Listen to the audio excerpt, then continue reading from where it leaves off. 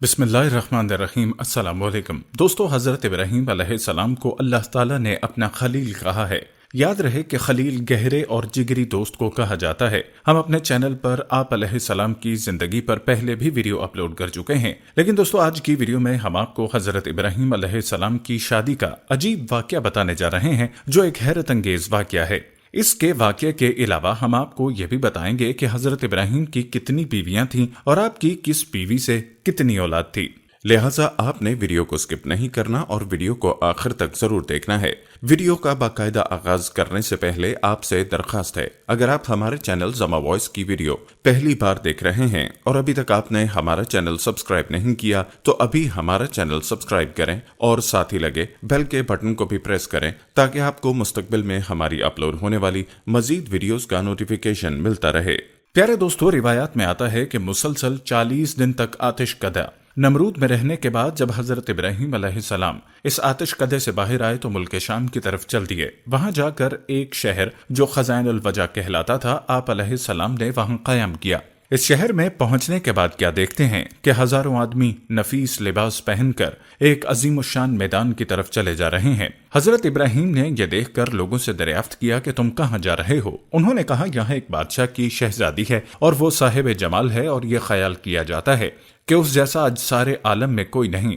ہر ملک کے بادشاہ اور شہزادے اس کی خواستگاری کرتے ہیں، وہ شہزادی کسی کو قبول نہیں کرتی، کہتی ہے کہ میں اپنی پسند کی شادی کروں گی۔ آج تقریباً 7 دن ہو رہے ہیں، لوگ برابر وہاں جاتے ہیں۔ اس کا طریقہ عمل یہ ہے کہ جب سب جمع ہو جاتے ہیں تو وہ شہزادی خود نکل کر دیکھتی ہے، لیکن پسند کوئی نہیں کرتی۔ یہ بات جب حضرت ابراہیم علیہ السلام نے سنی تو انہی لوگوں کے ساتھ ہو لیے اور اسی میدان کے ایک گوشے میں جا بیٹھے۔ جب دوپہر ہو گئی اور تمام لوگ حاضر ہو گئے تو وہ شہزادی اپنے ساتھ 70 خبائث لے کر اور تاج زری سن پر رکھ کر اور نقاب چہرے پر ڈال کر اور ایک تہرنچ زری جواہرات سے جڑا ہوا ہاتھ میں لے کر میدان میں جا کر ایک سرے پر سب کو دیکھنے لگی۔ جب حضرت ابراہیم علیہ السلام کے پاس پہنچی تو دیکھا کہ ایک نور ان کی پیشانی پر چمکتا ہے۔ وہ شہزادی اس نور کو دیکھ کر ان کے حسن و جمال پر عاشق ہو گئی اور تہرنچ زیری کو حضرت ابراہیم علیہ السلام کی گود میں ڈال دیا اور خود تخت پر جا بیٹھی۔ اس کے بعد بادشاہ وقت کے لوگ حضرت ابراہیم علیہ السلام کو بادشاہ کے پاس لے گئے۔ بادشاہ نے اسے دیکھ کر اپنی بیٹی کی طرف نگاہ کی اور کہا، اے بیٹی، نیک شوہر تو نے پایا مگر مرد غریب ہے، کچھ فائدہ نہیں، البتہ شہزادی کی خواہش تھی۔ اس لیے سب عمرا نے مل کر حضرت ابراہیم علیہ السلام سے اس کی شادی کر دی اور تمام رسومات بادشاہ نے ادا کی اور سارے شہر میں خوش و خرم ہوئی۔ قصص الانبیاء۔ پیارے دوستو، بعض روایات سے معلوم ہوتا ہے کہ سارہ خاتون اور حوا علیہ السلام کی مانند نہ کوئی حسن جمال میں ہوا نہ ہوگا۔ کہتے ہیں کہ شادی کے چند ماہ بعد حضرت ابراہیم علیہ السلام نے مصر کی طرف جانے کا قصد کیا۔ سارہ خاتون نے کہا، میں بھی تمہارے ساتھ چلوں گی اور بغیر تمہارے میری زندگی محال ہے، لہٰذا مجھ کو بھی اپنے ہمراہ لے چلو۔ حضرت ابراہیم علیہ السلام نے فرمایا، تمہارا باپ تمہیں نہیں چھوڑے گا۔ سارہ خاتون بولی، میرے باپ کی قدر تمہارے وجود کے سامنے میرے نزدیک کچھ بھی نہیں، اگر چھوڑے گا تو چھوڑ دے، وگرنہ بے حکم ہی تمہارے ساتھ چلوں گی، کیونکہ تمہارے بغیر میری زندگی محال اور وبال ہے۔ پھر سارہ خاتون نے اپنے باپ سے رخصت مانگی، اس نے ان کو اجازت دے دی۔ تب حضرت ابراہیم علیہ السلام سارہ خاتون کو لے کر شہر سے نکلے اور اللہ تعالیٰ کو حکم بھی یہی تھا۔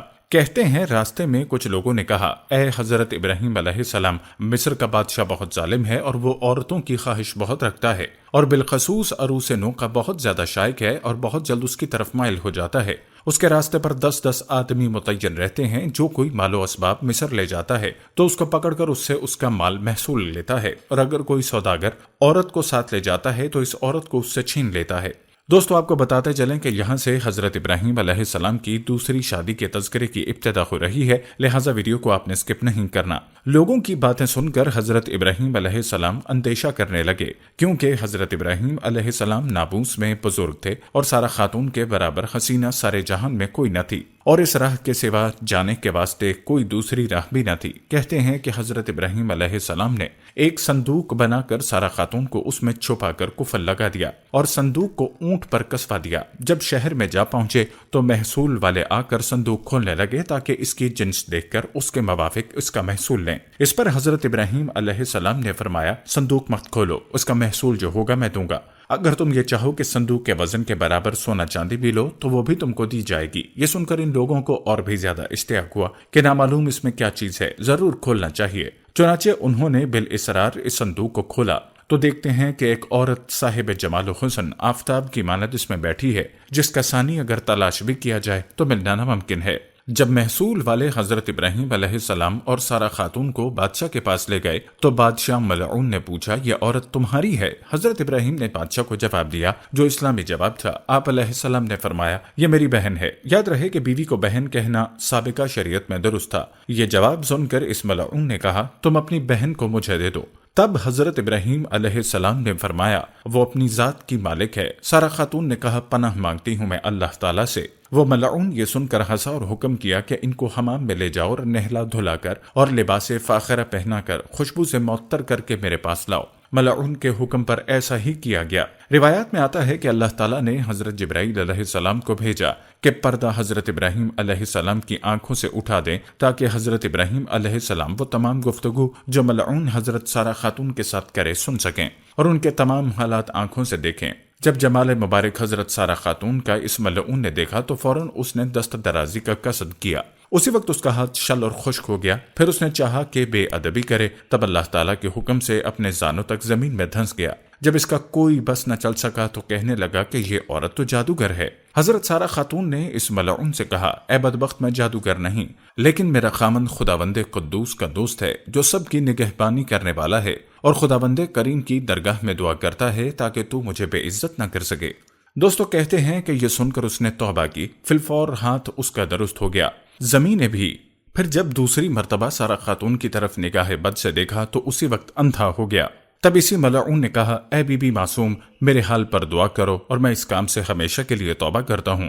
جب سارہ خاتون نے دعا کی تو اللہ تعالیٰ کے حکم سے اس کی آنکھیں اچھی ہو گئیں۔ پھر جب حالات ٹھیک ہو گئے تو غلبہ شیطانی سے عہد شکنی کرنی چاہیے کہ حضرت سارہ خاتون پر دست درازی ہوں، تو اس وقت تمام بدن اس کا خشک اور شل ہو گیا اور پھر آنکھیں جاتی رہیں۔ پھر کہنے لگا، اے بی بی پاک دامن، میرے واسطے اپنے خدا سے دعا کیجیے۔ حضرت سارہ خاتون بولی، اے بدبخت، یہ دعا میری نہیں بلکہ میرے شوہر جو میرے ساتھ ہیں ان کی دعا ہے، جو خدا بندے کریم کے دوست ہیں، اگر وہ چاہیں تو تجھے معاف کریں یا نہ کریں۔ تب اس نے کہا کہ حضرت ابراہیم علیہ السلام کو یہاں لاؤ۔ اس کے بلانے پر جب حضرت ابراہیم علیہ السلام وہاں تشریف لے گئے تو اس ملعون نے کہا کہ اے ابراہیم، مجھے معاف کیجیے، میں نے آپ پر بڑا ظلم کیا اور میں اب توبہ کرتا ہوں۔ حضرت ابراہیم نے اس بادشاہ سے کہا کہ یہ میرے حکم سے نہیں، یہ سب خدا کے حکم سے ہوتا ہے جو تمام جہاں کا رب و مالک ہے۔ کہتے ہیں بادشاہ نے ایک صاحبزادی دوشیزہ نیک روح خوبصورت صاحب جمال لا کر حضرت سارہ خاتون سے کہا، ایک نیک بخت بی بی، میں نے تمہاری بے حرمتی کی کوشش کی اور میں نے تم کو دیکھ کر اندیشہ بد کیا۔ تمہارے عفو یعنی معاف کرنے کے شکرانے میں یہ بی بی ہاجرہ تم ہی کو دیتا ہوں، اور جو گناہ مجھ سے ہوا معاف کیجیے۔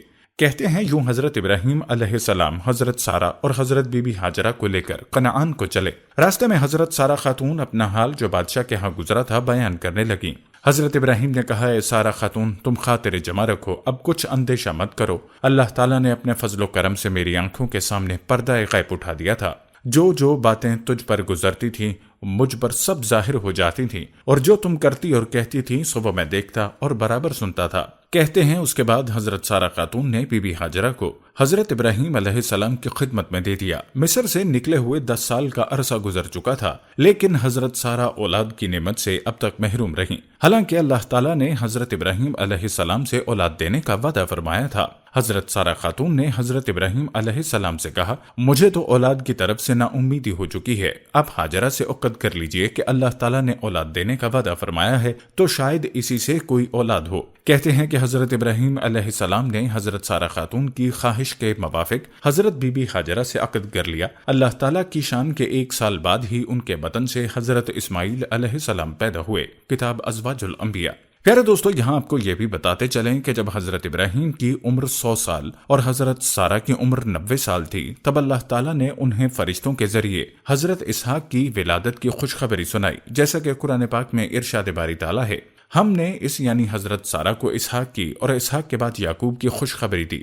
اس نے کہا، آئے خے، میرے ہاں بچہ ہوگا، میں تو بوڑھیا ہوں اور میرے میاں بھی بوڑھے ہیں، یہ تو بڑی عجیب بات ہے۔ انہوں نے کہا، کیا تم اللہ کی قدرت سے تعجب کرتی ہو؟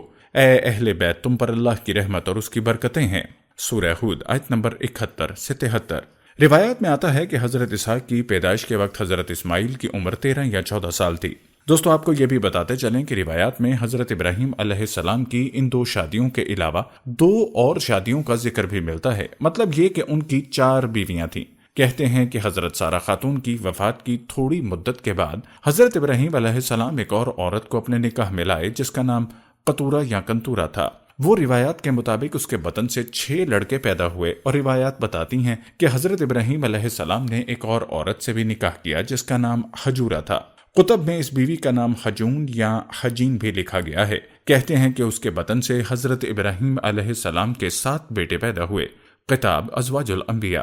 प्यारे दोस्तों, हम ये उम्मीद करते हैं कि आपको हमारी आज की ये वीडियो जरूर पसंद आई होगी। अगर आपको हमारी आज की ये वीडियो पसंद आई है तो सबसे पहले इसको लाइक करें और अपनी राय का इजहार कमेंट सेक्शन में लाजमी करें। आखिर में आपसे एक बार फिर दरखास्त है कि आप हमारे चैनल समा वॉइस को जरूर सब्सक्राइब कर लें और साथ ही लगे घंटी के बटन को भी क्लिक करें ताकि आपके पास हमारी आने वाली मजीद वीडियोस का नोटिफिकेशन बर वक्त मिलता रहे। अल्लाह ताला आपको अपनी हिफ्ज़ो अमान में रखे। आमीन।